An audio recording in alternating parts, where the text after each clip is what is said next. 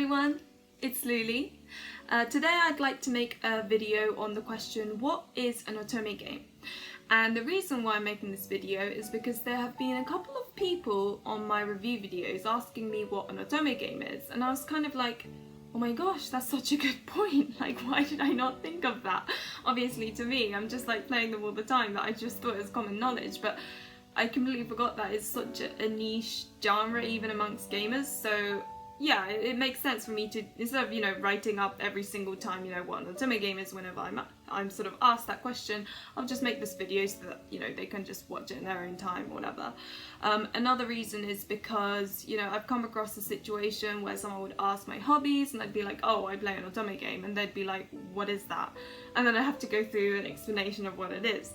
I'm sure you guys may have come across this situation, in which case obviously it'd be so much easier for you guys to, instead of having to describe and explain the whole thing, you could just throw this video towards them and be like, just watch that. But yeah, so that's why I thought I'd make this video. So in this video I'll be covering two things. One is kind of, like a blanket what Otome games are, a brief kind of description and what they consist of, like subgenres, just dating sims. And the second thing I'll be covering is why they're enjoyable, like the charms of them, why people might play them. Because obviously you can go around explaining exactly what it is, but people will still be like, why do you like them? Like, what's so interesting about them? And being able to explain to them why they're fun would obviously be helpful in them understanding who you are as a person if you're, obsessed with Otome games like me. So yeah, those are the two things I'm going to be covering.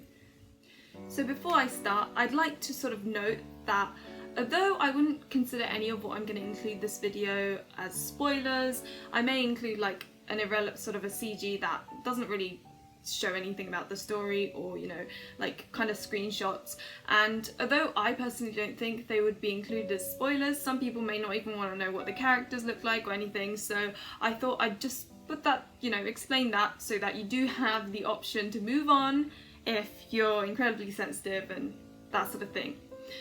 Also, remember to like and subscribe if you enjoy content like this and would like me to continue making more of these. The reason why I say this is because, it really helps me sort of determine what video to make next, etc. But anyway, let's start. So, what is an Otome game? So, Otome games are kind of like a subgenre of visual novels. So let me quickly explain what a visual novel is first.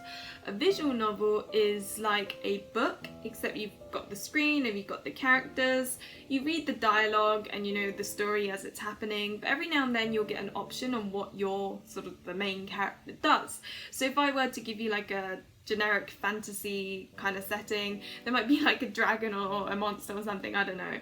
And it will come up with an option of, fight it, run away, hide, and depending on what you do, the story changes. So it might be that you get killed, as you'd expect, I guess, or you might actually beat it, and then it's like, yeah, whatever.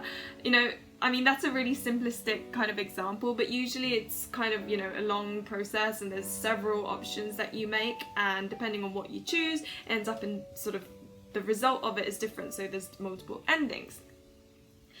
Now, an Otome game is, as I said, a subgenre, and it's mainly kind of, you've got a female main character, and there will be multiple male or sometimes female love interests, and although often there is a story, part of it is the romance developing between the main character and that love interest, and it's kind of seeing how they progress together. In some games you've got like a friendship ending where they just end up as, comrades, or romantic between them, like you might get married or you might not.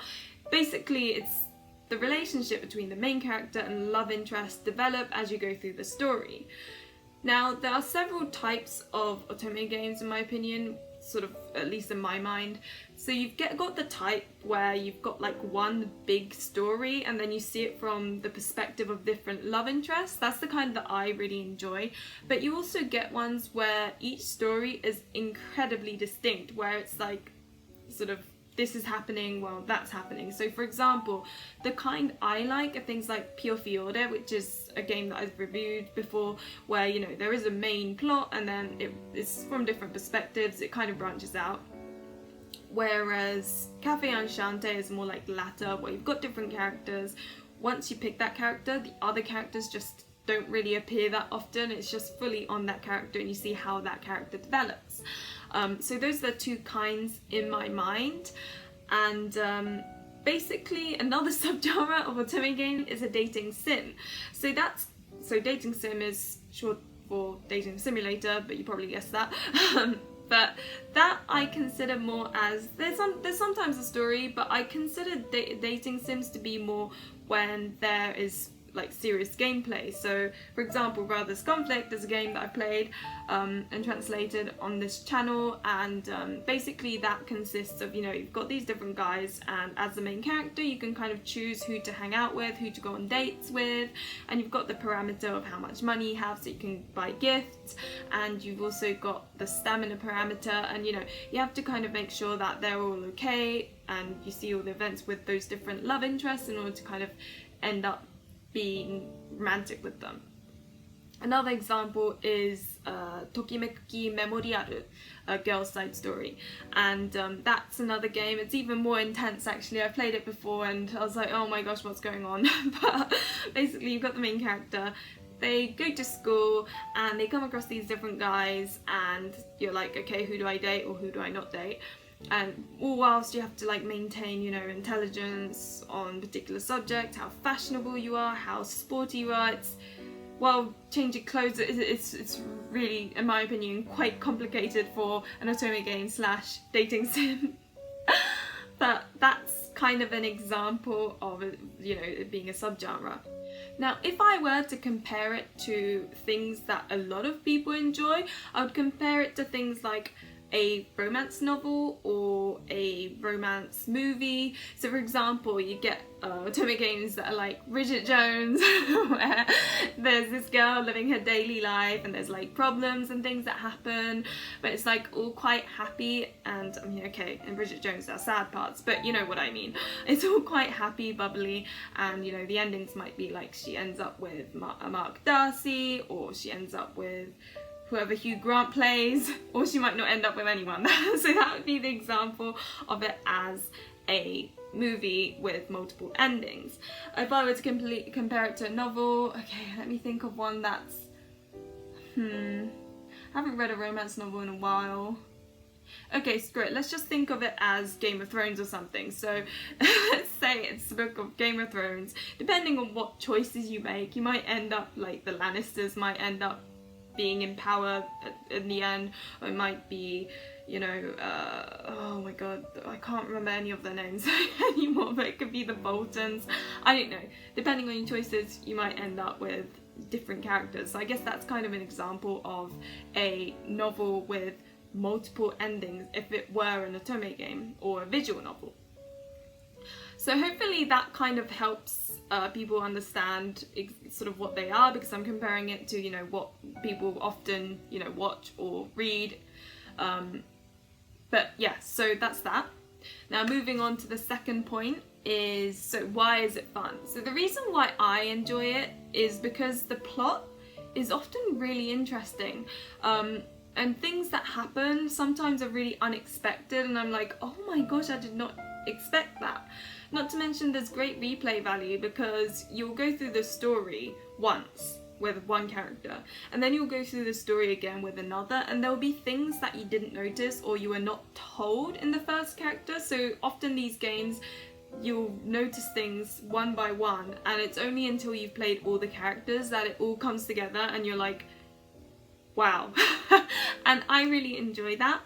Some people enjoy it for the voice acting. So a lot of Otome games have voice acting. There are some that don't, and they're good in their own way, but a lot of them have voice acting, and it's quite good, especially when you get those emotional scenes where there's this guy who's in despair and he'll be like really upset, and when the voice actor's really good, you can really feel it, and you feel really emotional listening to the guy talk about his past or whatever.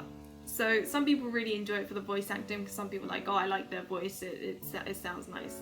Another reason people may play it is because of the art and music. So for example, Whenever something happens in an Otome game that's really interesting, like they are holding hands and looking at the stars, I know that's so cliche, but let's say that's happening, what's called, I think it's called computer graphic, CG for short basically, and so when something interesting happens, whether it be like a big situation in a story or they're holding hands and looking at the stars, then the CG will pop up where it's kind of like an illustration of what's going on. And these are sometimes so beautiful. So there's a game that's going to come to the West called Olympia Soiree that I've probably mentioned several times already, and the artwork in that is absolutely gorgeous. And a game I'm currently playing, it's called Code Realize, and some of them are really, really cute, or really, you look at the guy sort of following their dreams or something, I don't know, and you see that this CG pop up, and you kind of sit there going, oh, that's really cool that he's following his dreams. But often the artwork is really beautiful, so I think some people may play it literally just for that. Another thing is the music. You know what? Screw it. I think what works is the voice acting, the music, the art, the storytelling all coming together and making a gorgeous piece of storytelling. So that's what I enjoy about it. All the storytelling, being able to determine what happens in the end, and yeah, experiencing that joy. To me, it's like watching a movie or a series or reading a book, that sort of thing, and I think that's why a lot of people play Otome games as well.